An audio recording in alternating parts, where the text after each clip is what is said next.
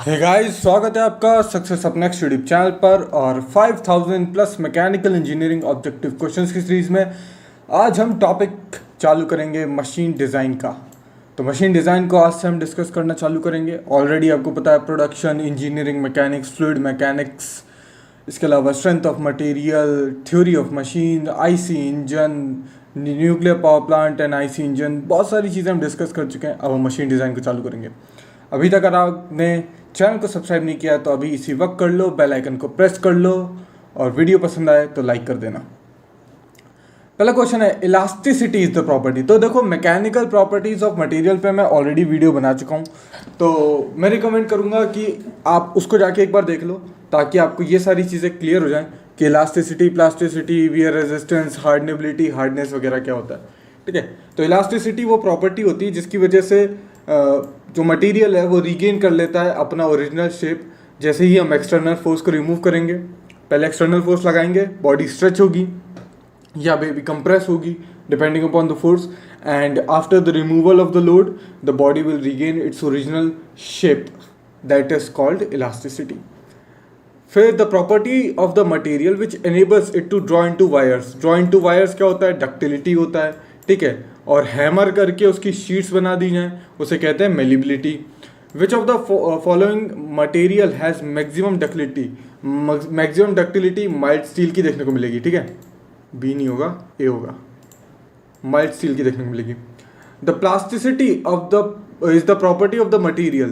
Plasticity क्या होता है कि मतलब हमने लोड लगाया और उसके बाद वो उसी शेप को में रहे जिसमें वो हमने लोड लगा के उसको डाला है, तो डिफॉर्मेशन को जब रिटेन करे तो हम उसको बोलेंगे प्लास्टिक। तो आपका डी ऑप्शन हो जाएगा।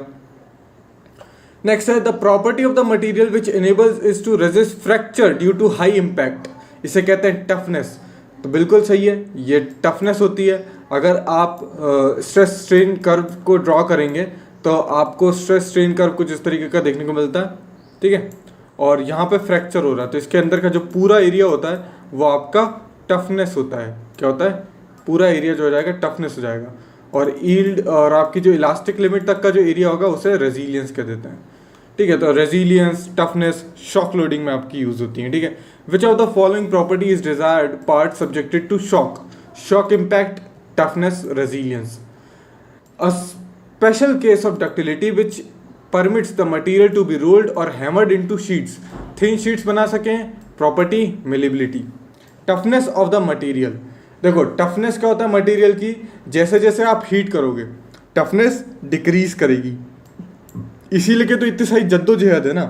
हम एलॉइंग करके और दूसरी हीट ट्रीटमेंट प्रोसेस करके क्या करते हैं? टफनेस को इंक्रीज करते हैं या टफनेस को ऐसा मटेरियल बनाते हैं जो हाई टेम्परेचर पे भी अपनी मैकेनिकल प्रॉपर्टीज रिटेन करके रख सके। ठीक है, तो क्यों? क्योंकि जब हम हीट करते हैं तो जो ग्रेन्स हैं वो डिफॉर्म होना चालू होते हैं और जो टफनेस है वो डिक्रीज होना चालू हो जाती है। मैकेनिकल प्रॉपर्टी को रिटेन नहीं कर पाता structure. Which of the following property is essential for spring material? देखिए, स्प्रिंग मटेरियल के बारे में पूछ रहा था। स्प्रिंग मटेरियल के पास रेजिलियंस होना चाहिए।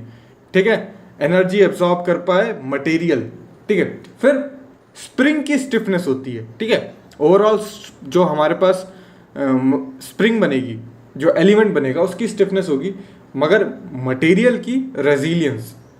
The malleable material which be plastic but not essentially to be strong. Malleability क्या होती है कि हम उसको थिन शीट्स बना लें। मतलब हम लोड लगाएं और उसको हमने चपटा किया, उसका जैसे ही लोड हटाया तो ऐसा नहीं कि वो वापस से उसी शेप में आ गया, नहीं, थिन शीट ही बन के रह गया। ये प्रॉपर्टी मेलिबिलिटी होगी। अब जरूरी नहीं है कि वो स्ट्रॉन्ग भी हो, मेलिबल होना सिर्फ इतनी सी बात है कि हम उसकी थिन शीट्स बना लें। और वो शीट स्ट्रॉन्ग हो चाहे ना हो, वो बात की बात है। ठीक है, ये हो जाएगा। नेक्स्ट, फेरस मटेरियल्स के बारे में डिस्कस कर लेते हैं। ऑलरेडी मैं इस पे डिटेल में वीडियो आगे जाके लाऊंगा अपनी मटेरियल साइंस वाली सीरीज़ में, पर काफ़ी लोग थोड़े बेसब्र हो रहे थे इंजीनियरिंग मशीन डिज़ाइन को लेके, तो मैंने चालू कर दिया। यहाँ पे भी हम डिस्कस कर लेंगे। तो फेरस मटेरियल क्या होता है? फेरस मतलब आयरन। तो वो सारे मटेरियल्स जिसमें iron as a main constituent होगा उन्हें कहते हैं फेरस मटेरियल। ठीक है, फेरस मटेरियल में आपके क्या आ जाएंगे? कास्ट आयरन आ जाएगा और रॉट आयरन आ जाएगा, फिर एलॉय स्टील्स आ जाते हैं, स्टील्स आ जाते हैं, ठीक है, स्टील, एलॉय स्टील, ये सब आ जाएंगे, ठीक है। तो कास्ट आयरन क्या होता है, जो carbon content in the cast iron जो होता है, कहीं कहीं आपको 2% देखने को मिलेगा, कहीं आपको 1.8 देखने को मिलेगा, तो 2 से 4.5 के बीच में आपको परसेंट के बीच में कास्ट आयरन रहता है। It is also contain small amount of, कुछ इसमें इंप्योरिटीज तो आपको पता है प्रेजेंट होती हैं, सिलिकॉन, मैंगनीज, फॉस्फोरस, सल्फर। कभी ये इम्प्योरिटीज जो हैं ये ऑलरेडी प्रेजेंट रहती हैं, कभी हम कुछ उसमें डाल देते हैं, ताकि मैंगनीज डाल दिया ताकि सल्फर की जो आपकी वजह से जो चीज़ें ख़राब हो रही हैं उसको वो काउंटर इफेक्ट कर पाएँ। तो इन सब चीज़ों की ये सारी चीज़ें प्रेजेंट रहती हैं। अगर आपको इलेक्ट्रिकल प्रॉपर्टीज़ बढ़ानी है तो सिलिकॉन डाल देते हैं, ठीक है। फिर कास्ट आयरन भी कई प्रकार के होते हैं। एक होता है ग्रे कास्ट आयरन, जिसमें 3 से 3.5% कार्बन होता है। ग्रे कलर क्यों होता है, क्योंकि जो इसमें फ्री ग्रेफाइट होता है, फ्री ग्रेफाइट फ्लेक्स होती है, वो इसको ग्रे कलर देती हैं, ठीक है। इसको यूज़ करते हैं मशीन टूल, बॉडीज बनाने में, फ्लाई व्हील बनाने में, पाइप फिटिंग वगैरह बनाने में। वाइट कास्ट आयरन, इसमें 1.75 से लेकर 2.3% तक कार्बन होता है। वाइट कलर जो होता है इसमें कोई भी ग्रेफाइट नहीं होता, होल जो कार्बन होता है वो कार्बाइड के फॉर्म में होता है, मतलब पूरा का पूरा Fe3C देखने को मिलेगा। क्योंकि देखो इसमें कार्बन थोड़ा सा ज़्यादा है तो पूरा का पूरा Fe3C एकोमोडेट नहीं कर पाता, तो जो बाकी जो एक्स्ट्रा रहता है ना वो फ्री ग्रेफाइट के फॉर्म में रहता है, ग्रेफाइट फ्लेक्स के फॉर्म में रहता है, ठीक है, जिसकी वजह से उसका कलर ग्रे दिखता है। पर यहाँ पे पूरा का पूरा आपको सीमेंटाइड बनता दिखेगा, Fe3C देखने को मिलेगा, ठीक है। फिर होता है मोटलेड कास्ट आयरन, जिसकी जो प्रॉपर्टीज होती है ये ग्रे और वाइट कास्ट आयरन के बीच की होती है। एक होता है मेलिबल कास्ट आयरन, जो आयरन एलॉय होता है which solidified as cast condition in graphite free structure. एक होता है रॉट आयरन, ये प्योरेस्ट आयरन होता है, ठीक है, और टफ होता है, मेलिबल होता है, ठीक है। यहाँ पे आप देख सकते टफ होता है, मेलिबल होता है, डक्टाइल होता है, और it can not withstand sudden and excessive shocks. तो ये शॉक्स वगैरह को लोडिंग में नहीं यूज़ होगा, मतलब इसकी टफनेस कम है। It can be easily forge और वेल्डिंग और फोर्जिंग इसकी करी जा सकती है, ठीक है। It is used for chain, crank hooks, railway couplings. देखिए क्रैंक हुक्स वगैरह पूछा जाता है, ठीक है, क्रैंक हुक याद रखना, वाटर स्टीम पाइप वगैरह बनाने में यूज़ होता है। फिर होते हैं स्टील। आयरन कार्बन का एक एलॉय होता है जिसमें कार्बन जो है हम 1.5% तक डालते हैं। कार्बन जो होता है वो आयरन कार्बाइड के फॉर्म में रहेगा, जिससे इसकी हार्डनेस और स्ट्रेंथ वगैरह बढ़ जाती है। कुछ इसमें element silicon, sulphur, phosphorus, manganese वगैरह भी प्रेजेंट रहते हैं। और ये डिपेंड करता है कि हम क्या प्रॉपर्टीज चाहते हैं, उस पर ये कम ज़्यादा वेरी करता है, ठीक है। Most of the steel produced nowadays are plain carbon steel or simply carbon steel. A carbon steel is defined as the steel which has property mainly due to carbon content, and उसमें कुछ आपको 0.5% silica मिल जाएगा, 1.5% manganese मिल जाएगा, ठीक है। तो जो plane carbon steel होती है उसको भी 4 तरीके से क्लासीफाई किया जा सकता है। एक होती है डेड माइल्ड स्टील, इसमें बहुत ही कम कार्बन होता है, अप टू 0.15%। फिर होती है लो कार्बन स्टील, जिसे माइल्ड स्टील भी कहते हैं, इसमें 0.15 से लेके 0.45% कार्बन होगा। मीडियम कार्बन स्टील में 0.45 से लेके 8% तक, और 8% से 1.5 तक होगा तो हम हाई कार्बन स्टील कह देते हैं, ठीक है। 0.8% कार्बन जब स्टील में होता है तो उसे ईओटेक्टोइड स्टील भी कहते हैं। आयरन कार्बन अगर हम डिस्कस करेंगे तो हम ये चीज़ भी डिस्कस करेंगे, ठीक है। अब उस सीरीज़ पे ज़्यादा व्यूज़ नहीं आ रहे तो मैं उसको अब धीरे से चलाऊंगा, नहीं तो मैं पहले सोच रहा था कि मैं ये ईओटेक्टोइड स्टील और ईओटेक्टिक, पेरिटेक्टिक, ये सारी चीज़ें डिस्कस कर लेता ताकि ये चीज़ें आपको ज़्यादा अच्छे समझ में आती, ठीक है। स्टील जिसमें लेस देन 0.8% कार्बन होगा उसे हाइपो ईओटेक्टोइड कह देते हैं, और जिसमें ज़्यादा होता है उसे हाइपर कह देते हैं, ठीक है। फिर होती है एलॉय स्टील। एलॉय स्टील में क्या होता है कि other than carbon sufficient amount जो हम एलिमेंट्स डालते हैं, मतलब कार्बन तो रहेगा, इसके अलावा भी बहुत सारी चीज़ें डाल देंगे, जैसे टंगस्टन, वेनेडियम, निकल, क्रोमियम, मोलिब्डेनियम, कोबाल्ट, मैंगनीज, ये सारी चीज़ें इसमें ज़्यादा रहती हैं। इसमें ये चीफ एलॉइंग एलिमेंट रहते हैं, ठीक है। क्रोमियम की वजह से कोरोजन रेजिस्टेंस आ जाएगा, निकल की वजह से इसमें टफनेस आ जाएगी।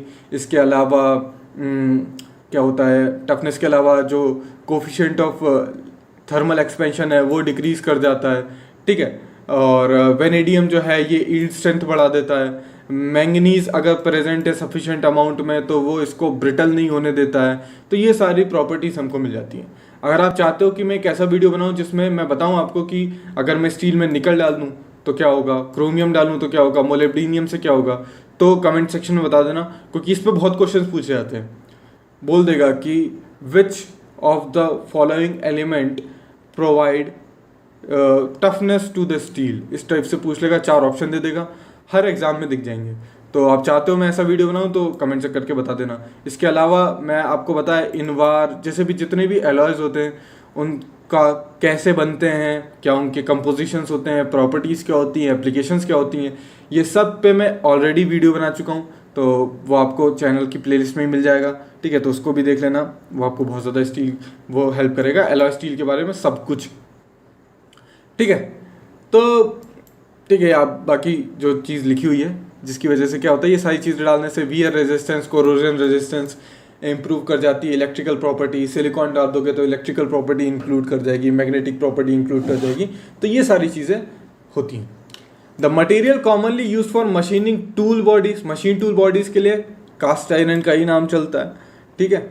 Carbon in the cast iron principally in the form of graphite अगर होगा तो ग्रेफाइट की वजह से हमें ग्रे कलर देखने को मिलता है, ठीक है। और अगर पूरा का पूरा सीमेंटाइड होगा तो वाइट कलर देखने को मिलेगा, ठीक है।